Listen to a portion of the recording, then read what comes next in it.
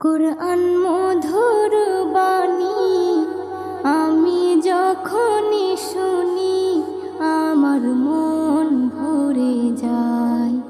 কুরআন মধুর বাণী আমি যখনই শুনি আমার মন ভরে যায়। শোনো মুমিন মুসলমান, পড়ে দেখো না কুরআন, কত শান্তি পাওয়া যায়।